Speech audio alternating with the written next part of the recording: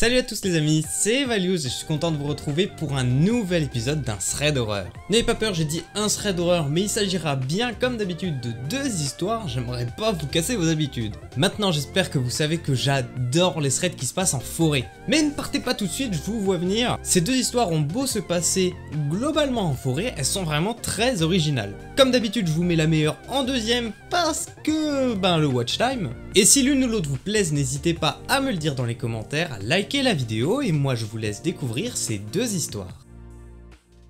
Cette histoire est arrivée à Judy alors qu'elle était avec son amie Lily et le cousin de cette dernière, Evan. La famille de Lily a une sorte de petit chalet à la montagne qui est très isolé dans la forêt non loin d'un lac. C'était pendant les vacances et ils y sont partis une semaine avec la famille de Lily et de Evan. Et on arrive directement un soir où, comme tous les autres soirs, ils se sont un petit peu écartés du chalet au début de la soirée pour aller pêcher. C'était vraiment pas loin, environ 5 minutes à pied du lac, et il était à peine 19 h, il faisait encore relativement chaud, donc vraiment pas de souci à se faire au niveau du timing. Heureusement, il y avait une sorte de sentier au milieu de la forêt pour se rendre du chalet jusqu'au lac sans risquer de se prendre les pieds dans une racine et de se casser la gueule. Ce n'était pas les seuls dans le coin à avoir un chalet, si bien qu'en journée on croisait aussi bien des femmes qui font du jogging ou que des personnes avec des poussettes d'enfants. Ils arrivent donc au pied du lac et décident de pêcher. Il était aux alentours de 20 h 30, la nuit était déjà tombée et ils étaient tous les trois assis sur une souche. C'était très relaxant, il faisait déjà nuit, mais le problème c'est qu'il ne fallait pas trop tarder car les nuits sont assez fraîches là-bas. Les filles et Evan ont fait leur pactage et sont repartis pour le sens opposé. Judy explique que sur le retour, c'était son imagination un petit peu trop débordante et le fait de regarder des films d'horreur qui faisait qu'elle avait extrêmement peur de traverser cette forêt en pleine nuit. À tel point qu'elle leur a avoué qu'elle avait un petit peu peur ce soir. Et Evan, pour vraiment juste rajouter du folklore, a décidé de raconter une histoire qui fait peur. Il a parlé aux filles des Mountain Men. Il s'agissait d'un culte d'hommes qui vivaient dans les forêts, qui se retrouvaient en bande pour enlever et assassiner toutes les personnes qui passaient par devant chez eux. Et la légende raconte que certains d'entre eux seraient toujours là.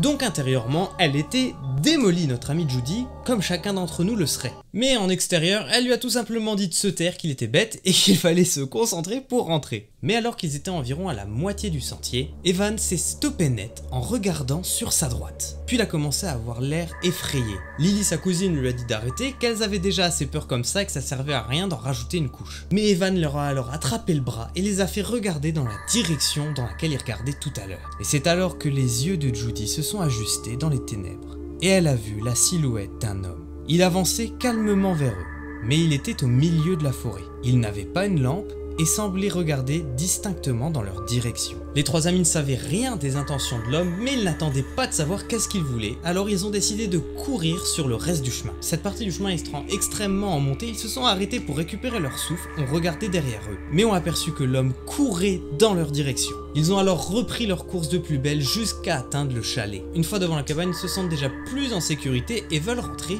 mais se confrontent à une porte fermée à clé. Mais comme il y avait beaucoup de jeunes dans les chalets aux alentours qui aimaient bien jouer des tours, la famille de Lily et Evan avait mis en place un rythme de toc-toc à la porte assez spécial. Lily a alors frappé la porte à ce rythme et ses parents leur ont ouvert la porte. Avant de rentrer, Judy a regardé derrière eux pour voir si elle apercevait une silhouette, mais à part les arbres de la forêt, elle n'apercevait rien. Comme ils étaient quand même très paniqués que l'homme leur ait couru après, ils ont décidé de raconter l'histoire aux parents, qui sans surprise ont dû leur dire que c'était probablement un homme qui voulait rentrer chez lui, ou alors qui s'était perdu, ou tout simplement un homme qui avait également peur que quelqu'un le suivait derrière lui. Les trois enfants n'étaient pas forcément d'accord, ils trouvaient que l'attitude de l'homme était plus néfaste que ça, mais d'un autre côté le chalet était bien verrouillé, il ne risquait rien à l'intérieur. L'entrée du chalet se passait à un étage et les enfants avaient leur chambre à l'étage du dessous, au niveau du sol. Lily et Judy sont donc descendus en bas pour se mettre en pyjama pendant que Evan est resté avec les grands en haut. Et après 5 minutes que le calme était revenu,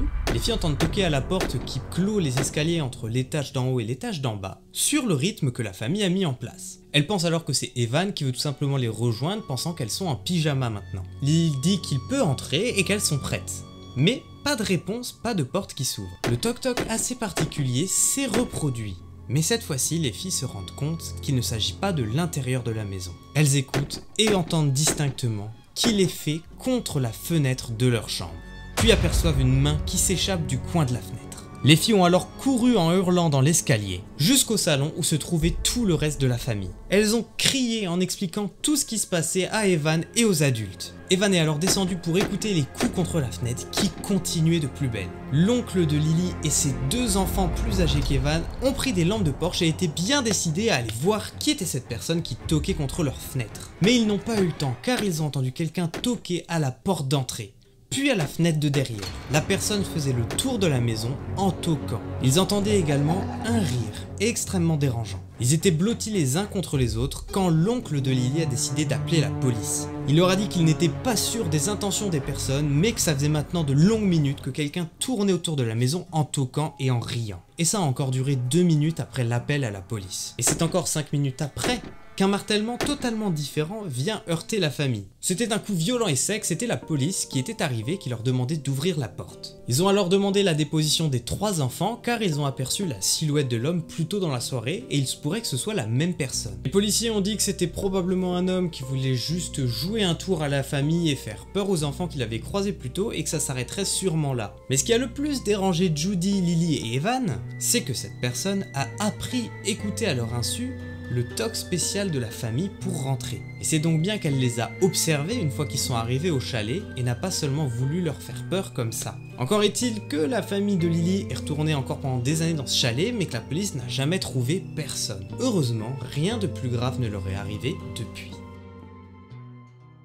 Cette histoire est racontée par Stan mais ne le concerne pas, il s'agit de son père. Il explique que son père est bûcheron depuis toujours et qu'il maîtrise une sorte de scie électrique qui est un petit peu spéciale, vraiment faite pour les arbres extrêmement gros et massifs. Ce qui fait que quand il part pour couper des arbres, ce ne sont pas des missions journalières mais plutôt des missions sur plusieurs semaines. Et ça signifie aussi qu'il est souvent seul pendant de longues durées dans des forêts profondes. Ça sent déjà la douille tout ça. Le problème venait aussi du fait que la société de son père payait à la quantité d'arbres qu'il ramenait et non pas au temps travaillé. C'est pour ça que son père enchaînait le plus vite possible et le plus longtemps possible plus d'arbres en un minimum de temps. La moitié du temps il travaillait seul et l'autre moitié il était accompagné d'un opérateur de scie appelé René. Comme dans les forêts les lignes ne passent pas très bien, ils utilisaient des radios pour communiquer avec les autres. Le contexte est maintenant posé et notre histoire démarre alors que le père de Stan s'est vu délivrer un chantier dans une forêt très profonde. René et son père étaient dans cette forêt depuis environ 10 jours et tout se déroulait comme prévu pour le moment. Mais depuis le premier jour, ils entendaient des sortes de discussions bizarres très grésillantes à la radio. Elle était de si mauvaise qualité qu'ils ne pouvaient pas distinguer le moindre mot, mais ils avaient bien distingué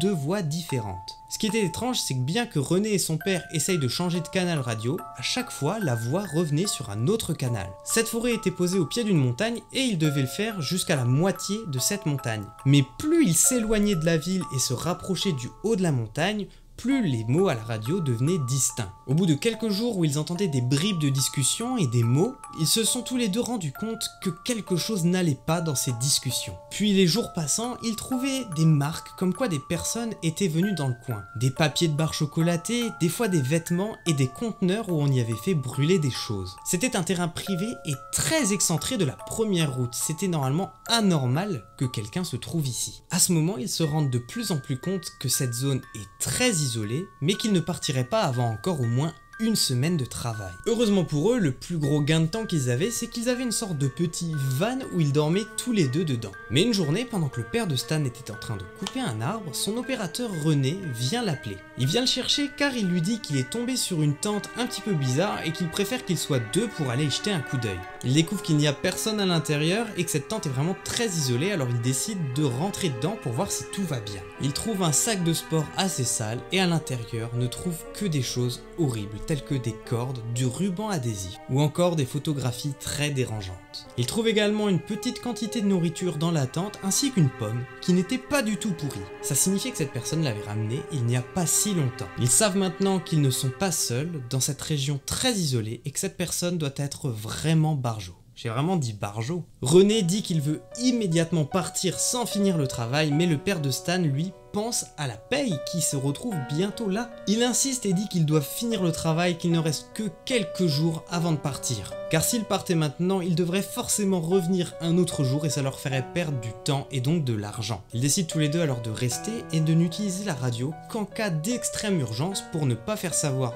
aux hommes qu'ils étaient là. Et ils sont maintenant suffisamment proches pour entendre distinctement toutes les discussions qui portent la plupart du temps sur la collecte d'eau et de vivres ou de bois pour faire du feu. Des discussions qui paraissent assez normales pour des campeurs mais qui n'ont rien à faire ici malgré tout. À la fin d'une des journées, son père entend à la radio qu'il est en train de ramasser des broussailles pour faire du feu et il en a marre. Il leur demande alors à la radio qui ils sont et qu'est-ce qu'ils font ici, qu'ils n'ont rien à faire là. Et c'est alors que la discussion s'est brusquement arrêtée et qu'ils n'ont plus jamais entendu le moindre mot des deux hommes. Le père de Stan décide tout de même d'en parler à René, histoire qu'il soit au courant, mais comme ils n'ont pas de nouvelles, ils ne changent rien à leur plan. Mais cette nuit-là, son père est réveillé par René, qui lui murmure de sortir son arme à feu. Quelqu'un est en train de rôder autour du camping-car. Son père se concentre et effectivement, il peut entendre les bruits de pas dans les feuilles, se rapprochant. Le père de Stan sort alors son arme mais se rend compte qu'elle n'est pas chargée car c'est quelqu'un qui fait très attention, mais ne sait pas du tout où sont les munitions. Malheureusement, la radio se trouve dans la machine et non pas dans le camping-car. Ils n'ont donc rien pour communiquer avec la police ou dire qu'ils sont en danger. Mais ils n'ont pas vraiment le temps de réfléchir plus longtemps, que la porte vient s'entrouvrir. Mais après environ 4 minutes, où la porte vient à gratter et est très légèrement entrouverte, il n'y a toujours personne à l'intérieur du camping-car. Et le père de Stan décide que c'est à eux de faire quelque chose avant que ces hommes prennent l'avantage. Il va alors décider de se rapprocher très lentement de la porte pour essayer de leur faire peur avec son arme à feu qui n'est toujours pas chargée, je le rappelle. Mais c'est alors qu'il ouvre très légèrement la porte qu'il ressent une vive douleur à l'œil et tombe au sol immédiatement. En se heurtant au sol, il aperçoit un homme avec un couteau à la main se mettant sur lui. Les hommes ne sachant pas qu'il y a René à l'intérieur, il prend son courage à deux mains et vient frapper très violemment l'homme avec le couteau à l'arrière de la tête. Il aperçoit que le deuxième homme n'a pas d'arme et décide de lui faire peur en lui courant après et heureusement ça met les deux hommes en fuite. René charge le père de Stan à l'intérieur du camping-car et décide de rouler le plus vite possible qu'ils peuvent jusqu'à l'hôpital le plus proche. Son père se fait alors opérer de l'œil car il a été coupé par le couteau de l'homme et pendant ce temps René va prévenir la police. La police a fait des expertises dans la zone pendant environ 2 semaines pendant lesquelles René et le père de Stan ont quitté leur emploi, mais ils n'ont trouvé personne. Mais d'après Stan, la police aurait tout de même trouvé un bûcheron qui avait été assassiné dans le coin où son père a été agressé. Et encore aujourd'hui, personne n'a été condamné pour ces crimes.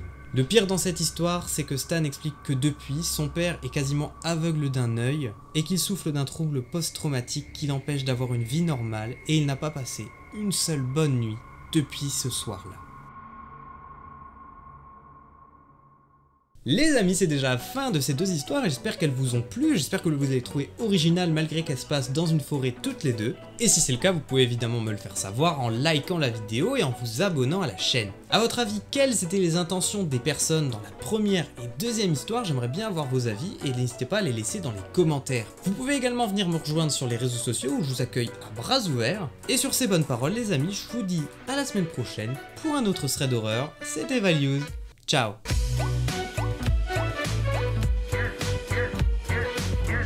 Mais alors qu'ils étaient à peu près à la moitié du chantier. Mais à part les arbres de la forêt, elle n'apercevait